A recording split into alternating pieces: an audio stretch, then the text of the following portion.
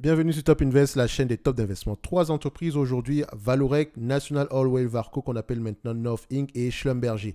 On a déjà étudié sur cette chaîne-ci, je pense bien, Valorec et Schlumberger. Donc quand on regarde ici Valorec, est-ce qu'on en a déjà parlé? Oui, très longtemps. Est-ce qu'on a déjà parlé de Schlumberger ici? Schlumberger également, oui, au 22 du mois de mars. Mais National Oilwell Varco, on n'a jamais mentionné cette compagnie-là. Déjà, je vais commencer par même pas une entreprise ici qui exerce dans le secteur ici pétrolier. Toutes les trois exercent dans ce secteur-là, en termes de, dans le secteur des services aux entreprises pétrolières ici. Donc, dites-vous une chose. Les entreprises pétrolières ont gagné de l'argent en 2020, en 2021, en 2022. Donc, la dépense en capital sera élevée sur les années à venir. Quand on dit les années à venir, attention, la dépense en capital est toujours en retard après la hausse du prix du pétrole. Donc, elles se retrouvent avec énormément d'argent. Donc, elles sont plus à même à dépenser de l'argent. Mais également, quand le prix du pétrole baisse, d'accord, la dépense en capital, le revenu de ces entreprises aura généralement tendance à baisser en dernier. Mais c'est pour ça qu'il y a souvent un piège à ce niveau-là. Donc faites très attention par rapport à ça. Nous avons également vu, quand on regarde Valorec ici, du point de vue, l'historique ici ne parle pas pour la compagnie. On peut voir ici que ça n'a pas été un business facile. Du point de vue operating cash flow ici, c'est également compliqué. Ok, donc je peux déjà voir ici, c'est pas le genre de business qui va m'intéresser. En termes de free cash flow, également compliqué. En termes de prévision ici, rien d'exceptionnel. En termes de bénéfices net ici, rien d'exceptionnel non plus. Business pas très prévisible. Peut-être également on peut l'évaluer ici par rapport aux actifs tangibles par action. Et encore faut-il qu'ils augmentent ou il faut qu'ils soient en croissance généralement sur les dernières années. Donc, si je veux investir ici, est-ce que je peux faire confiance aux analystes qui me disent ici que d'ici 2023, on aura 2 euros l'action, 2024, 2,11 euros et 2025, 2,24 euros. Franchement, je vous dis la vérité, mon degré de confiance par rapport à cette compagnie-ci est nul. Ok, donc je ne pourrais pas m'aventurer à investir sur cette compagnie-ci. Et je vous encourage d'ailleurs à aller regarder ailleurs ou de meilleures alternatives sur ce domaine-ci. Même si elle avait tendance à réduire la dette, etc., il y a de grandes chances également qu'elle ait augmenté le nombre d'actions ici. Ça ne m'étonnerait pas d'ailleurs. Après ça, on va vérifier ça ici. Dilute. Le nombre d'actions, il a augmenté. Ça se voit littéralement ici. Il y a une croissance du nombre d'actions ici de 15% sur les dernières années. Attention, donc voilà, on voit clairement ici qu'il y a eu une énorme dilution. Donc c'est clairement le genre d'entreprise qui ne va pas nous intéresser à Top Invest, d'accord? Donc voilà, on veut une entreprise qui a les capacités de rapporter des bénéfices nets stables et croissants. Même en période difficile, on veut une entreprise qui a les capacités de rapporter de l'argent. Et vous allez voir ici que les autres entités qu'on va proposer, oui, elles également, elles ont connu des difficultés parce que dans ce secteur d'activité, c'est normal, ok? Mais alors, même avec ces difficultés-là, elles ont au moins pu s'auto-financer. Généralement, en période difficile, c'est là que vous pouvez voir les entreprises qui ont vraiment un pricing power dans le secteur, dans le secteur ici des services aux entreprises pétrolières. Ok, donc est-ce que ça vaut la peine de dire ici que Valorec, ça vaut tel, franchement, passer à autre chose, laisser cette compagnie à côté, elle n'en vaut juste pas la peine pour le moment. Peut-être également ici un changement sur les dernières années, peut-être un nouveau PDG qui arrive ici. Idéalement, s'il fallait même y investir ici, est-ce que j'allais faire confiance ici aux bénéfices nets ou au free cash flow? Je vous dirais la vérité ici. Voilà, si on prévoit ici en date d'aujourd'hui, disons 2,24 €, donc à 10 fois les bénéfices, ça sera déjà assez correct. Là, on est à 11 euros, on est à presque 12 euros ici. Voilà, j'ai même du mal à donner un objectif de prix. Franchement, passez à autre chose. Laissez cette compagnie à côté. OK? Donc, on va aller regarder ici rapidement la seconde entité sur la liste. C'est National Oil, non, c'est Oil, comme pétrole. Oil, Well, Varco. Vous pouvez également constater que c'est pas beau à voir. OK? Donc, elle a souffert sur les dernières années ici. Et derrière même, qu'est-ce qu'elle fait? Est-ce que vous avez déjà vu les plateformes pétrolières en haute mer? Vous voyez ça? Ceci.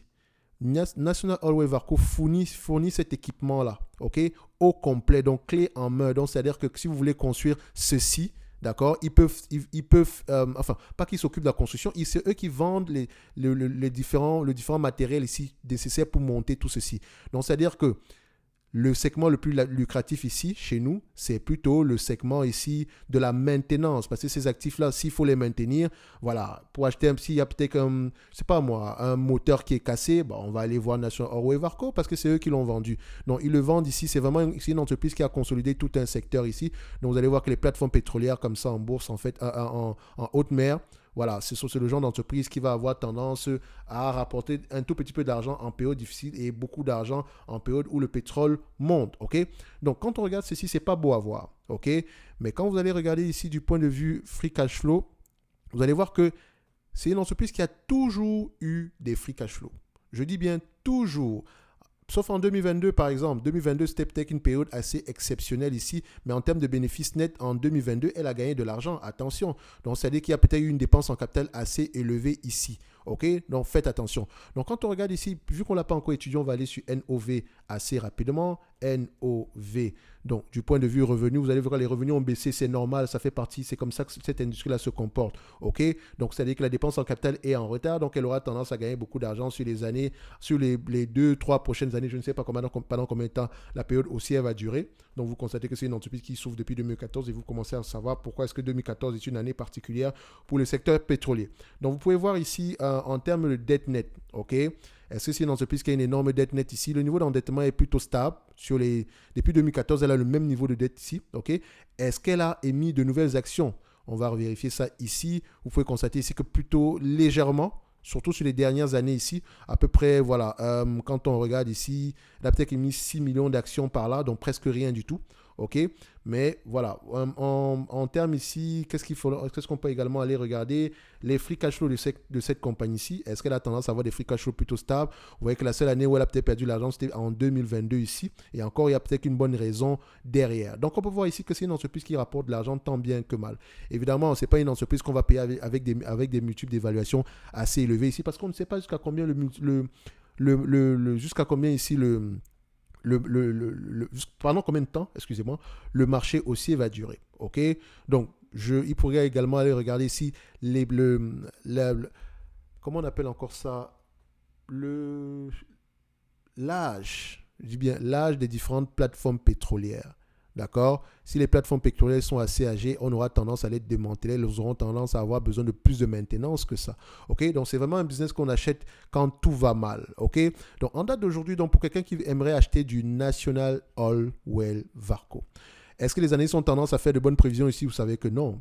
Essentiellement, ici, ce n'est pas que les analystes se trompent, mais c'est que voilà, c'est un business qui est très imprévisible également. OK? Donc, si on se base à peu près sur les bénéfices, est-ce qu'on a des actifs tangibles par action ici? Généralement, moi, j'aime acheter ce genre de business ici en dessous de la valeur de ces actifs tangibles ici. Est-ce que c'est le cas? On a des actifs tangibles ici aux alentours de 3 milliards. OK?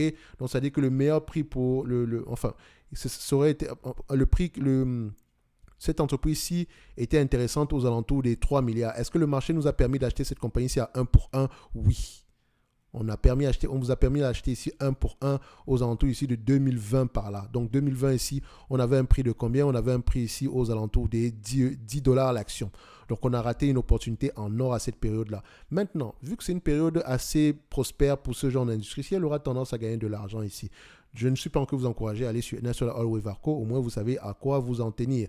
Donc, en date d'aujourd'hui, est-ce que si je paye du National Oilway Varco, disons, si je fais 15 fois les bénéfices par rapport aux bénéfices net attendus en 2000, voilà, disons 2023, parce que 2025, déjà, je ne sais pas si ça va, on va réussir à garder le cap ici, on serait correctement évalué. Et encore, n'oubliez pas le niveau de dette nette en date d'aujourd'hui. Idéalement, je ne dirais pas que nous avons une entreprise qui est surévaluée, mais ça dépend vraiment de l'âge des différents des prévisions en termes de dépenses en capital pour le pétrole en haute mer. OK, pour les plateformes pétrolières en haute mer. Donc, allez-y, regardez à peu près les rapports financiers ici de National Oilway Varco, mais je ne dirais pas que quelqu'un au prix actuel, je pense que l'entreprise est correctement évaluée en date d'aujourd'hui. OK, si on prend en considération les prévisions futures, OK, on est correctement évalué en date d'aujourd'hui. Maintenant, s'il y a un prix plus élevé que ça, tant mieux. Évidemment, elle verse également un dividende ici, même en période difficile. Mais bon, je vous dirais ici, voilà, ne comptez pas trop sur ce dividende-là. C'est un business assez compliqué. Quand elle gagne de l'argent, elle gagne franchement beaucoup d'argent. Mais quand elle en perd également ici, voilà, elle a tendance à se maintenir. Bref, on va également la mettre sous observation. Donc, la dernière entité sur la liste ici, c'est SLB Schlumberger. OK? Schlumberger également, c'est la même histoire. Elle ne gagne pas beaucoup d'argent en période difficile. Elle arrive à se maintenir ici. En date d'aujourd'hui, la dépense en capital va également assez augmenter. Donc, normalement, il faut normaliser les résultats ici. Mais également, c'est une compagnie qui a changé entre-temps. Je pense qu'elle est en train de s'orienter ici vers des activités où elle a des marges de plus en plus élevées. Je pense qu'elle voulait s'orienter essentiellement ici vers un modèle SAS. Un modèle ici, pas SAS, SaaS. Donc, je ne sais pas si ça va fonctionner. Enfin, je ne sais pas à quoi ça va ressembler. Si ça fait longtemps que je n'ai pas lu sur cette compagnie ici. Mais voilà, en termes d'entreprise ici qui exerce ici dans le secteur des services aux entreprises pétrolières, voilà peut-être des alternatives meilleures que Vallourec. Vous comprenez que ça, c'est un business assez compliqué. Ok, c'est la raison pour laquelle on ne paye jamais des multiples assez élevés pour ce genre d'industrie. Ok, donc aux alentours ici, si vous voulez investir par exemple sur cette compagnie-ci, normaliser les résultats. Ok, donc on prend généralement ici des free cash flow de combien. On a tendance ici à avoir des free cash flow de combien. On normalise les résultats ici. Idéalement, si on a des free cash flows aux alentours de 1,6 milliard. Enfin, disons sur les 10 dernières années, on a à peu près 2,9 milliards. Ok, sur les 10 dernières années, disons 2,9 milliards fois 15 fois les bénéfices, ok, moins la dette nette, vous pouvez là comprendre ici qu'on aura un prix très très bas, moins la dette nette ici, voilà, on va se dire ici, le niveau de dette nette est de combien, dette nette, on a à peu près combien en date d'aujourd'hui, on a une dette nette aux alentours de 10 milliards ici, donc techniquement, voilà, si on enlève le 10 milliards ici, 10 milliards 140, il va nous rester à peu près ici, excusez-moi, dette nette, 43 milliards, si on prend 43 milliards 50, 43 milliards 500, excusez-moi, 43 milliards 500, moins la dette nette ici, qui est aux alentours de 10 milliards 140, ok, on a à peu près 33 milliards, divisé par le nombre d'actions. Donc, idéalement, le prix qui m'aurait intéressé pour cette compagnie-ci, ce serait aux alentours ici de combien? Aux alentours ici de 23 dollars l'action. Est-ce qu'on nous a proposé 23 dollars l'action sur cette compagnie à un certain moment? Oui. 2020 était vraiment une période exceptionnelle pour acheter ce genre d'entité-ci. Maintenant, je ne dis pas qu'en achetant l'entreprise ici aujourd'hui, vous n'allez pas gagner d'argent, mais voilà. C'est vraiment en prenant en considération la guesstimation des analyses. Et c'est un business assez compliqué. Est-ce que vous voulez prendre le risque? Pour l'interrogation. En tout cas, s'il fallait choisir entre Schlumberger, Vallourec et NOV, j'aurais pris ici en premier lieu Schlumberger, en deuxième lieu NOV. D'accord? Pour moi, Vallourec n'en vaut pas la peine présentement. Ok? Dans tous les cas de figure, vous savez que ce n'est pas le genre d'industrie que j'aime. C'est le genre d'industrie qui devrait vous intéresser quand tout va mal, malheureusement. Ok, il y a des industries comme ça. C'est quand tout va mal ici, quand le prix du pétrole baisse, etc., qu'il faut commencer à s'intéresser à ce genre d'entité-ci. Ok, vous normalisez les résultats, vous payez à peu près un prix assez correct ici, et voilà, vous attendez que le cycle se retourne. Et en même temps, on n'investit pas énormément d'argent dessus, dans le sens où, en termes d'allocation de portefeuille, on ne va pas mettre 10-20% de son portefeuille sur Schlumberger. Dans tous les cas de figure ici, je pense que c'est même une entreprise qui est éligible au PEA ici, si je ne me trompe pas. Bref, sur la liste d'aujourd'hui, voilà. Vallourec, non. Et les deux autres ici, vraiment, c'est au choix. OK? Est-ce qu'il y a une entreprise que je vais mettre dans mon portefeuille parmi les trois? Absolument non. OK? Moi, j'aime la tranquillité d'esprit. D'accord? So, un like, un abonnement, un commentaire, ça fait toujours plaisir. N'oubliez pas, on est presque à 10 000 abonnés. Donc, abonnez-vous massivement, s'il vous plaît. On est toujours de plus en plus nombreux à écouter la chaîne. Donc, il y a plus de personnes qui écoutent que des personnes qui s'abonnent. D'accord? Donc, on peut le voir ici selon les stats. Ici, on est près de 20 000 généralement chaque mois, 20 000 personnes à regarder cette chaîne-ci, mais juste on a la moitié des personnes qui s'abonnent. Donc, abonnez-vous, ça fait grandir la chaîne. C'est également un moyen pour vous de remercier, voilà, de nous encourager pour la création du contenu ici. D'accord? So, à Montréal, il est minuit 38. Donc, je passe mon temps à faire des vidéos. J'aime ça, d'accord? Mais voilà, ça fait tout également plaisir de voir le nombre d'abonnés augmenter, les likes, les commentaires. OK? So, en lien dans la description de celle-ci, vous avez le service Top Premium ainsi que la Top Newsletter et on se donne rendez-vous sur la prochaine vidéo. Merci.